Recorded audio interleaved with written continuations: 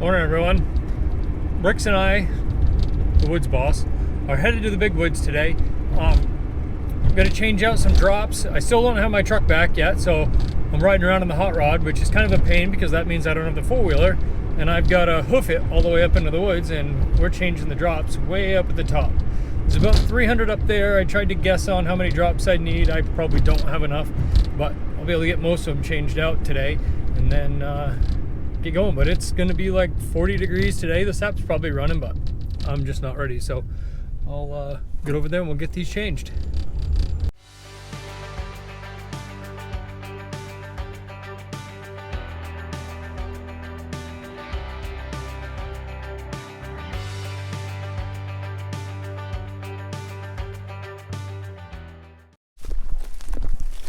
So I'm hoofing it up in the woods now, and I've got all my drops, and I'm trying to make it in one trip. So see if we can get up there and do these without having to drop some off. I think I'll be all right though. Get them off my shoulders. It's not terrible.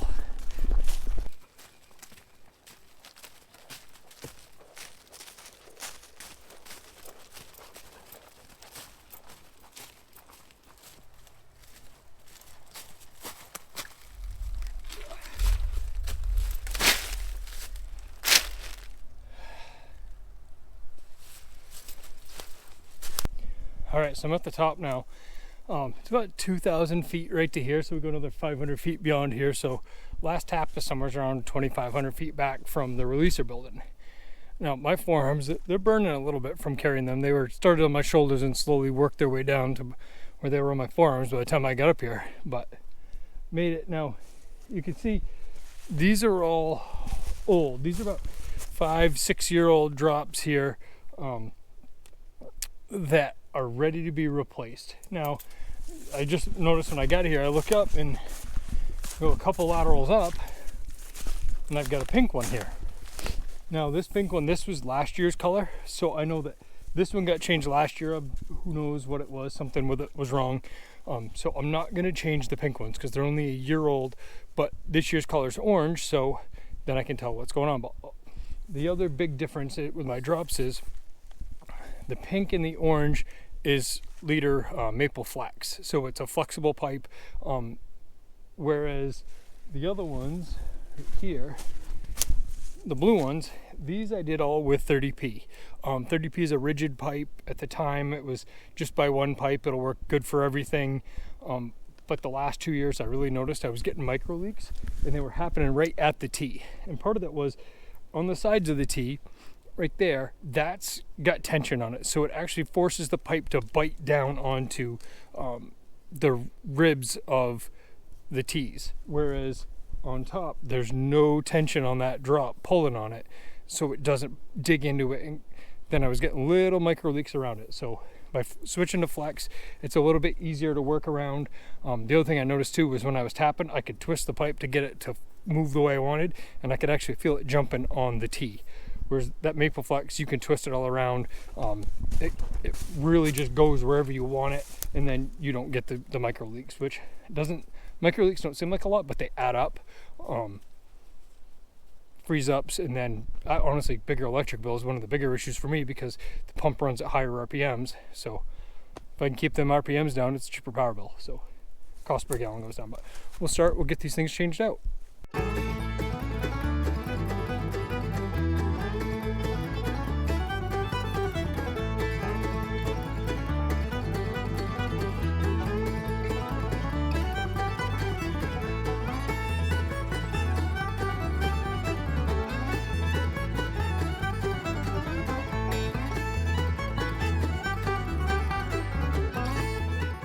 Every now and then I find one that somehow I missed it when I was untapping.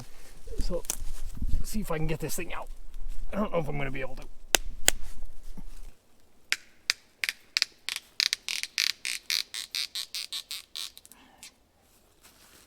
So reason number 3,000 to run check valves or polycarbonate spouts is during the season I couldn't have done that. I would end up breaking that tap off. You can't pull them out when in the season. Once the tap hole dries out, the wood grows a little bit around it, they will come out, but in the season that would have broke off like right there, and that's it. So what I do as I go along, I carry a bundle of dead end drops and a bundle of just regular T-drops for the middle of the lateral line. And I take the old drops and I just kind of throw them down near the main line. Then when I run out of one or the other, I walk back to that pile and pick up the drops that I've cut out at the same time. So then I'll end up with a pile of drops at the top of the main line and a pile of drops at the end of it. So basically then when I get the four-wheeler back, I just have to go to two spots to pick up the old drops and all the old pipes. So it makes it easier rather than having to run through the whole thing.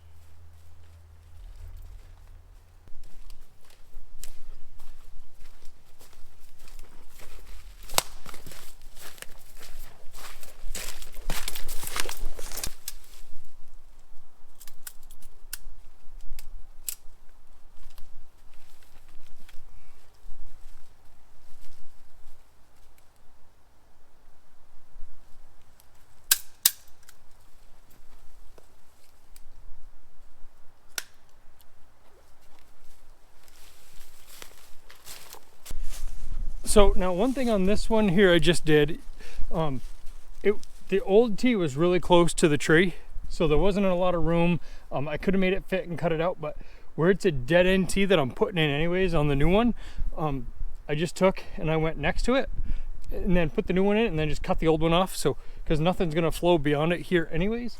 So now, I mean, I've got plenty of drop line to get around the tree. It's just rather than getting too close and getting it too tight, I just did this. Just make sure you get the dead end T going the right way because you don't want to mess it up because you're on the wrong side of it. Here's one that the T is like right in between two trees kind of, and I can't really get my tool on it very easy, especially to get the new drop in. So what I'm going to do is I brought some splices. I'm just going to cut a new splice in, get rid of that drop out of there, and I'll move the drop here. It's just going to be easier. The end hook is right here, so I can just unhook it, drag it out of the way, put it back up. This is an easy one.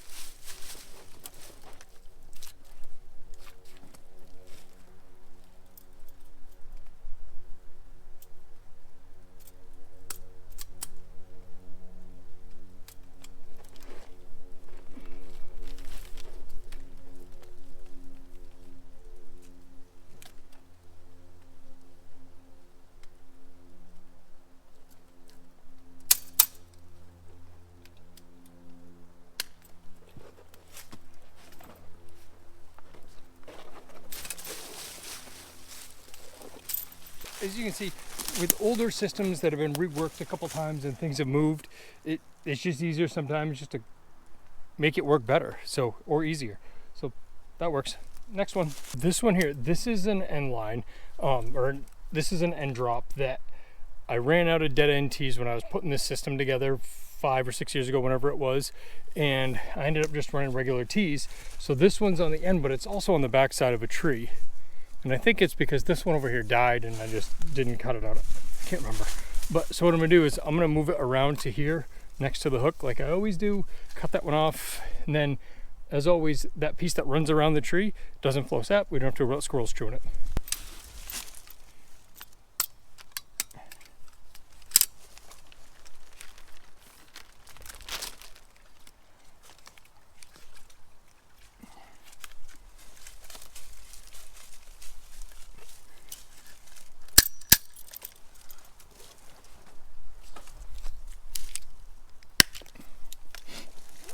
This section up here, I just finished up down below on A3, but now I'm up on that new main that I cut in a couple weeks ago. It's just the wire, I haven't got the pipe on it yet, but some of these went above the new pipe. Well, before they went down to the old line. Now they're going to be on this new one. So you can see I'm still not hooked in here. Drops aren't, or laterals aren't hooked in, but I've got all these up here. These taps are all the same age, so we got to cut these drops out now. So I should be close. I've got, well, that's all the pipe I've got left from what I brought up. So get these cut in now. There, that's all of them. I got all these drops on this line change. So this one's probably going to be A4 now after, really, A5 now, because I added 2 mains in before you get to this one. So this used to be the top. Well, it still is the top. There's just extras in between it. But that's what I've got left for pipe right there. So I've got, I don't know, maybe 10 drops left, some dead ends and some in the middles, and then a whole pile of used drops there. There's a small pile up at the top just based on where I was going to get rid of some, but that's it. So I was pretty close on my numbers. That's it. I think I'll go home, get something to eat, and overtime tonight. Doing this, it definitely tightened up all the laterals. A lot of them had some sag to them. The pipe's been here a few years. Some branches have fallen down, some trees. It all had some sags in it, and now they're all a lot tighter. And a lot of that is because when you do it, you're cutting out 2 inches of pipe. Well, yeah, probably 2 inches of pipe comes out each time. So if you've got 3 in there, well, 3 times 2, well, I'm from Vermont, but that's 6 inches of pipe that you take out every time, which tightens that pipe up on those laterals. So, and then the laterals pull tighter on the mains stay straighter and keep the pitch better. So it's just a win-win to keep tight laterals. Now, I hope everyone who's a sugar maker takes a lot of pride in the way they treat their land, and even more so if they're on leased land.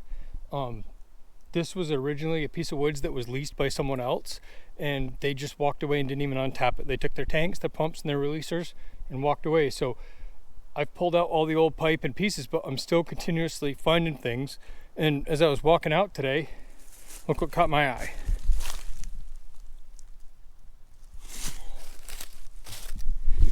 That's an old tap from where it was cut off and just dropped.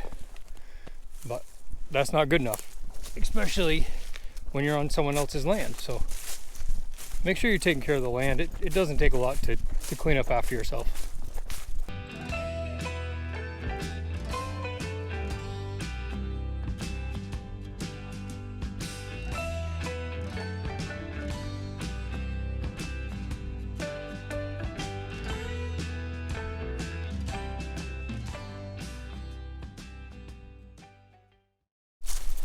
Come on.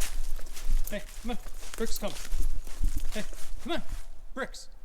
Come on. Hey, let's go. The dog keeps finding piles of raisinets in the woods, and he thinks that they're great. I don't know why eating deer turds is a good time.